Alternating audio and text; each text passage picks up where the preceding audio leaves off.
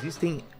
Os anjos foram criados de uma vez só ou eles são criados? Foram criados de uma vez só. Então o número de anjos São existe bilhões de bilhões. Ah, é isso? Eu achei que eram milhares ou centenas. Não, a Bíblia fala de milhares, miríades de miríades, tá? Bilhões. Então, tem mais anjos do que gente. E são milhões, um terço de... Então Não, bilhões. Bilhões, um terço de bilhões também é muito demônio também. São centenas de milhões, né? Então tem um demônio pra encher o saco de... Não, tem pelo menos alguns demônios pra cada um de nós. Lênia, tem um demônio agora te enchendo o saco. Mas tem mais anjo também, viu? Tem anjo também, pelo menos isso, né? Tem, pra cada demônio tem 3 anjos, né? Ah, é? É.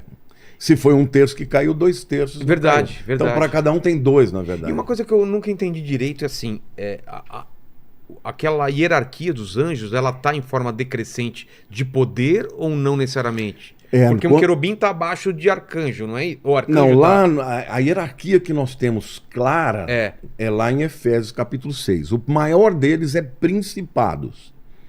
Isso é demônios. Não, tá falando de... tá falando tanto de... No caso ali de Efésios 6 é demônio, mas você tem o arcanjo. Arcanjo, porque principados, no grego é arquês. Ah, é? Arquê. O que é o arqui-inimigo? É o grande inimigo. O maior inimigo. É o maior inimigo. Então, o arcanjo é o primeiro demônio, em termos de autoridade. Então tem arcanjo e contra ele tem o principado. Mas é a mesma palavra. Ah. Entendeu? E aí depois vem o quê? Depois vem potestades. E para anjo é o quê? Não tem mais. No caso, por exemplo, de demônios, tem um monte de coisa, mas de anjo não tem mais. No anjo você... tem querubins... Sim, mas aí já são diferentes. Por exemplo, os querubins e os serafins são seres celestiais que assistem no trono de Deus. Por exemplo, quando Adão foi expulso do Jardim do Éden, Deus colocou 2 querubins com espadas desembainhadas, proibindo que o homem voltasse para o Éden para não ter acesso à árvore da vida e aí ficar perpetuamente... Então são anjos poderosíssimos. Poderosíssimos. Serafins também. No Apocalipse a gente vê os seres viventes, entendeu? Que fala que tem 6 asas, vários olhos. É uma descrição parecida com os serafins de Ezequiel também. Sei. Então, assim, o que a gente... Essa visão que a gente tem de anjo de quadro não tem nada a ver com o que a Bíblia... Não. Por isso que fala que é meio assustador. Quem olha para um anjo assim, de repente, pode até se assustar, né? Mas quando eles se manifestam, por exemplo, no mundo físico, eles parecem homens. Ah, para não assustar. Quando, por exemplo, Abraão está lá meio-dia sentadinho na sua tenda, chegam 3 anjos. Um deles é Jesus, que não é anjo, né? Jesus é o próprio Filho de Deus. Mas no Velho Testamento, como é que você sabe quem é Jesus e quem é um anjo? Porque ele tem o anjo do Senhor. O anjo do Senhor, Malach Yahweh, é Jesus. O anjo do Senhor é Jesus? É uma chamada uma cristofania, ou uma teofania, que é uma manifestação de Cristo no Velho Testamento. O Cristo, antes de encarnar na carne, ele já aparecia, então? Já aparecia. Ele, por exemplo, ele recebe adoração, porque na Bíblia somente Deus recebe adoração. E quando é o anjo do Senhor, ele recebe adoração. Por exemplo, Josué, um dia antes dele entrar em Jericó para a batalha que iria, né, ser a mais épica de todos os tempos, ele encontra um camarada poderoso, com uma espada desembainhada, e Josué percebe que ele é um ser celestial, e ele pergunta: você é um dos nossos ou é dos exércitos do inimigo? Isso quer dizer o quê? Se é inimigo ou é amigo? Dessa parte espiritual. Mas ele manifestou, ele viu. Ele está vendo, como se fosse um homem mesmo. E ele disse: eu sou o capitão dos exércitos do Altíssimo. Tira a sandália dos seus pés. Uau. Do mesmo jeito que a palavra veio lá na sarça ardente. Aí ele... Que está pisando em solo sagrado. Ele adorou e o anjo do Senhor recebeu a adoração. Então ali é Cristo. Mas tem alguns trechos que falam para não adorar porque eu sou um anjo, né? O anjo fala: não me adore, eu sou um servo sou um mensageiro, como você. Exatamente. Entendeu? Então, assim, nós diríamos assim, que existe uma hierarquia de poder, mas Satanás está acima. Se você pegar no mano a mano, Satanás é maior do que Miguel, que é o maior arcanjo. Eu achei que arcanjo era o mais Então, poderoso. eles são arcanjos e principados, teoricamente, eles estão no mesmo nível. Equivalente. Um querubim tá acima. É que ele não é um querubim, ele é o querubim ungido. Exatamente. É o único. E lá na carta de Judas, né, não é os Iscariotes, né, é o Judas que escreveu a carta de Judas, né? Lá diz que Satanás estava contendendo com Miguel pelo corpo de Moisés. Verdade, estavam brigando, lutando, né? E aí diz que Miguel não ousou dizer um juízo difamatório contra ele, disse: o Senhor te repreenda. Ele não enfrentou o Satanás na sua própria força. Mano a mano. É como se a gente falasse hoje, em nome de Jesus, sai. Ele usou Jesus. Ele usou o nome do superior dele. Nossa, isso é importante então. Entendeu? Saber. Agora, tem um outro momento em que, por exemplo, ali é Gabriel que está brigando com o principado da Pérsia. Lá em Daniel capítulo 9. Exato. Porque Daniel começou um jejum de 21 dias de oração. Para saber o que ia acontecer com a história de Israel. Porque já estava cumprindo os 70 anos que ele sabia que ia durar o exílio babilônico. Então ele começou um jejum de 21 dias. De oração e jejum. No 21º dia aparece Gabriel, que é o anjo mensageiro, né? Não é o único, mas é o maior deles. É o que anunciou, por exemplo, para Maria que Jesus ia nascer e tal. E Gabriel falou: olha, no dia que você começou a orar, eu saí. Só que, no meio do caminho, o príncipe da Pérsia me impediu.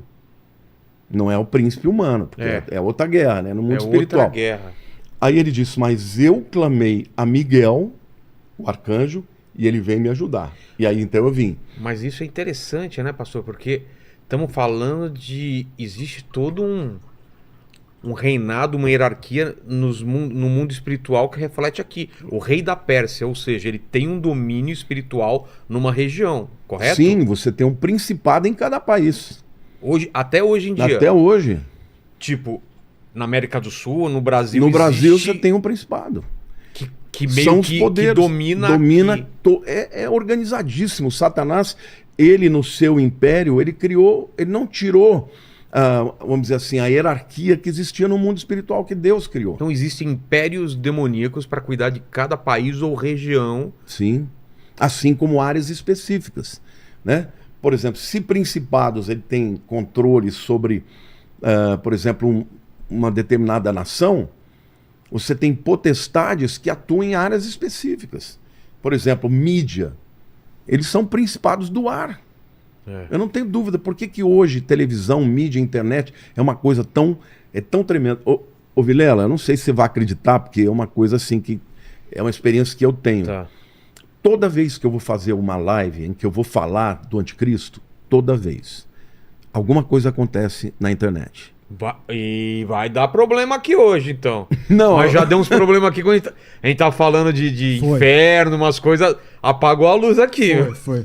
Não, literalmente tá cai. Barrado aí. E assim, eu tenho que parar, eu tenho que orar. Eu olho e tá tudo certo, mas... Tem um certo controle, então, né? Eles atuam nessas áreas, porque são áreas importantes que podem ser usadas tanto para propagação do bem quanto do mal, entendeu? Para falar para milhões, né? Então, assim, existe essa hierarquia e quando eles entram em clash, né, em luta, o que eles fazem? Eles estão, na verdade, usando o poder que eles têm, mas é óbvio que se um arcanjo ele tiver que cumprir uma vontade de Deus, ele usa o nome de Deus para poder passar por cima. Né? É isso, pastor, por exemplo.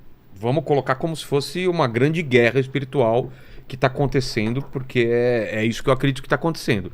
Aí um arcanjo tem que entrar no território brasileiro dominado, ou no território dominado por um principado, uma potestade. São principados. Né? Não, do mesmo jeito que existe uma potestade do país, você tem um arcanjo do país. Ah, tem um arcanjo designado e uma potestade. E eles estão em guerra. Como é que a gente sabe disso?